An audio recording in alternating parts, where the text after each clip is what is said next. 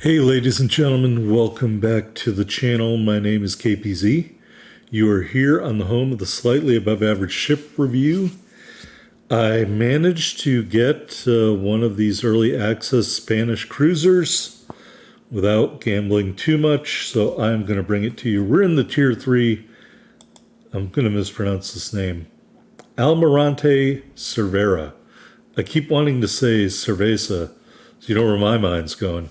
Anyway, we're on Solomon Islands. We are top tier. And there are several other, at least two other, Almirante Cerveras in this match. Before we get into the history of the ship, I do want to mention there's a player on the other team named Who Flung Poo. I just found that in a very juvenile humor kind of way, kind of funny. So I think I end up doing a lot of damage to that ship. All right, let's go to the history books. Almirante Cervera was a light cruiser and the lead ship of the Almirante Cervera class of the Spanish Navy. She was named after the Spanish admiral Pascual Cervera y Topetti, which doesn't really sound like Almirante Cervera that much. I guess Almirante is admiral. I don't speak Spanish. She was part of the Spanish Republican Navy between 1931 and 1936 and became a key player, according to Wikipedia, in the nationalist fleet in the Spanish Civil War. All right, authorized by the so-called Miranda Law of 17 February 1915, which it doesn't bother telling us anything about. There were two other ships named Galicia, a.k.a. Libertad, and the other one was named Miguel de Cervantes, who I'm presuming is a famous person. All right, the ship participated in the naval blockade of northern Spain. I will admit I don't know anything about the Spanish Civil War. Took part in a gunnery exercise with live ammo alongside the battleship Jaime I, a dreadnought battleship, as well as Libertad and Miguel de Cervantes. They sunk the target ship Canto de Venadito, which was an unprotected cruiser, and it has sails, so they were probably just trying to stop paying the bill on that. Formed a task force with the battleship España, which was the second of its own ship class, and the World War I era Alcedo-class destroyer Velasco, which doesn't look anything special. Anyway, it did some other stuff. They attacked a yacht. They've got a lot of internecine warfare described here, attacking, killing people during the Civil War and whatnot. After the war, the Navy considered modernizing the three cruisers under Project Number 133. It was going to add a seaplane, a German seaplane, redistributing the guns into 4 twin turrets and the fitting of a radar. Some of these upgrades were made to the Galicia, a.k.a. Libertad, and Miguel de Cervantes, but no upgrades happened to Almirante Cervera. And the ship was written off by the Navy in 1965 after being reduced to a training ship. All right, so we're killing people. Hey, there is Who Flung Poo. Look at that. I came back just in time to attack Who Flung Poo. I really want to know who did flung poo. It sounds like a question you would ask of like a pack of monkeys at the zoo, like, who flung poo at me? Anyway, the sorrow there is getting lit up like a Roman candle. He's not going to be long for this world. Unfortunately, we're not going to get the kill because my aim sucks. All right, so he's going to die right about here, I want to say. Yep, he's dead. All right. So there is a Wyoming out there. I'm going to start shooting HE at the Wyoming. I don't think the HE is terrible in these ships. I would definitely lean towards HE, at least until you get into the burst firing mode. That being said, I also found that the armor piercing isn't that bad.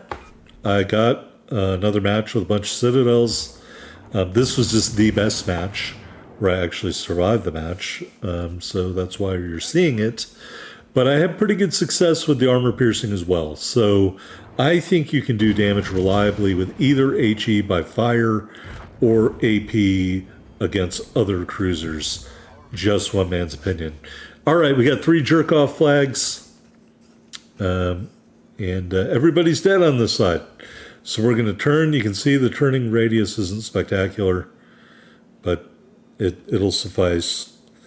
And we're slowly turning the turrets. This thing also has torpedoes, keep that in mind. We'll use them here in a bit. The Gangoot. He appears to be in our main battery range, but I think he's going to very quickly move out of our main battery range. That's the ship I'm much more concerned with, the destroyer Wakeful. And so we're going to put our torpedoes into action here in just a second, in case Wakeful decides to turn in here, and then we're going to light him up with some more HE. I put on the brakes way too late. Way too late. The Gangoot, by the way, in the background is moving out of range. I want to say, I think it's 13.6 with our build. We're going to talk about it in the port. But that being said, I'm also dealing with a commander that's not very maxed up at all. So I just didn't have the assets. Basically, I didn't have the commander XP to level up the commander in the barn, because I blew it all leveling up fantasy commanders for another ship line. So that's what I get for buying Azur Lane stuff. All right, slowly backing up. We're going to engage Wakeful here because he stupidly backs up. There you go, you're dead. First kill number 1. And I'm looking at the mini-map and I'm like, hey, there's a cruiser out there that nobody is engaged because he hasn't moved from his starting location. I can't shoot at Gangoot. It is too far away. So we're going to speed up here and kind of go after that cruiser. I do want to say, looking at the ship, I mean, it's not super stealthy, 8.3 kilometers, but that being said, it's somewhat stealthy. It has a very low profile in the water. I would tell you it looks stealthier than a lot of, appearance-wise, it looks stealthier than some destroyers I have. Very low to the water, but because it's a cruiser, for balance purposes, you know, they made it much more detectable than it probably really is. It's got a lot of torpedoes. So keep that in mind. I'm not saying the torpedo's great or anything like that. I'm just saying there's a lot of weaponry here on this ship to put to use. So I would play it offensively, and I have been. All right, so we're moving up here. We're going to try to take on this cruiser. Katori A, pardon me. Wargaming, just fucking stop. A, B, W, S. We're sick of all the bullshit copy and paste ships. Just make them all skins. I know you don't make any money that way, but really, it's fucking ridiculous. All right. We are just going to light up Katori A. I want to say that's a free ship in the store right now. You know, the cool thing is they've made some change. As angry as I am about copycat ships, Wargaming has, it's not Wargaming specifically, but Xbox will now let you know when you log into a game if there's a free like add-on in the store. And so I think that's where that Katori A came from. So, I mean, that's cool, but that's not Wargaming. But Wargaming finally brought us advanced stats, and we're going to see it here in the port in just a minute. Thank the Lord. All right, here we are on the victory screen, just 40,291 total damage. 4 hand job medals and 1 kill. We set 4 fires, 6 cap defendant flags, and a solo base cap.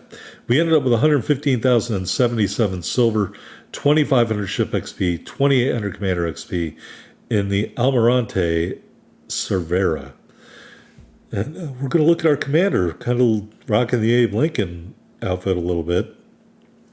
All right, here we are on the top of the board, 1645 base XP, 1 big kill, leading the way for the blue team. All right, that's enough about that. Oh, more info just tells you the commander and the ship again. Gee, thanks. All right, here's the real info coming up. Taking a look at our mods, we chose aiming system mod 1. I forgot to mention, it doesn't include torpedo traverse anymore. That has been added on to the main battery mod 2. So if you aren't up on the patch notes, that is the big change. So everybody's got to go back and sell off their mods and rejigger their mod selection in mod slot 1. Keep hitting the wrong button. Sorry about that. It is a fully upgraded ship. It is going to be prestiged out. Oh, it is prestiged out. All right.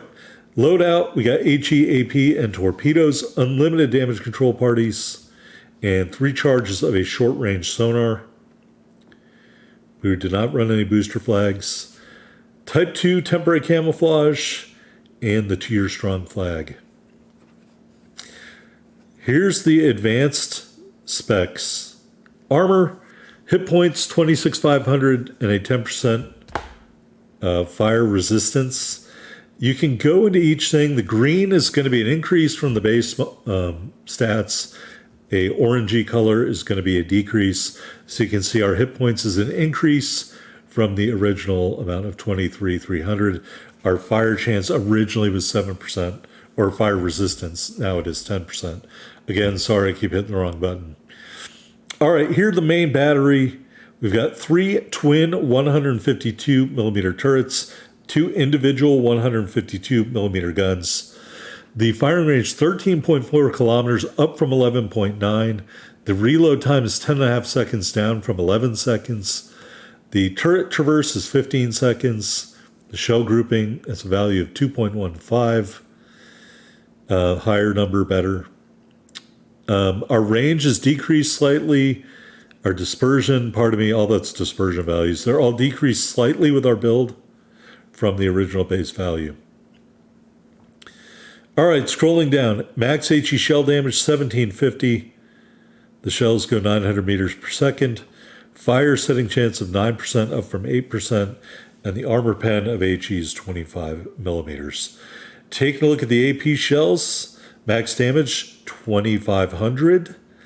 Again, a 900 meters per second shell velocity. Armor pen at point blank range, 262 millimeters. Armor pen at max range, 76 millimeters, down from 85 millimeters. The max pen angle, minimum, 45%. Guaranteed ricochet, 60%. Fuse timer, 0.025 seconds. And the arming threshold, 25 millimeters. All praise advanced stats. Secondary armament, we got 4 individual 105s. They fire to 4.2 kilometers. Reload every 4 seconds.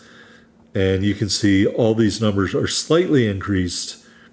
HE shells do 1,200 damage, 780 meters per second muzzle velocity. Fire setting chance, 7%, up from 5. And the armor pen is 18 millimeters. Torb launchers unchanged, 4 triple tube launchers. They go 6 kilometers. The max damage, 11,136. The detectability range, 1,200 meters. And they arm at 188 meters. So really cool that they brought us these advanced stats for everything but the fighter plane, of course. All right. Secondary armament is dual purpose. It is your longest reaching AA out to 5 kilometers. Your best AA, even though it has a decreased value here, is those 20 millimeter guns, which do 39 damage per second. Yep, it's really going to make us look differently at a lot of ships. All right, maneuverability, 34.5 knots in the water. Of course, I can't go up and see what the original speed is because that makes way too much sense. 680 meter turning circle, the rudder shift time is 3.9 seconds, which is a decrease from 5.4 seconds. Concealment, again, I can't move up and show you the original detectability. The main gun detectability is increased. Everything else is pretty much decreased. 5.5, never mind, I just went way too fast. All right, stats, 8 matches. We've won 3 of them. Main battery accuracy, 52%. Torpedo accuracy, 15%. We're averaging 1 kill and about 28.7k damage per battle. And the last match you saw may have been our best match.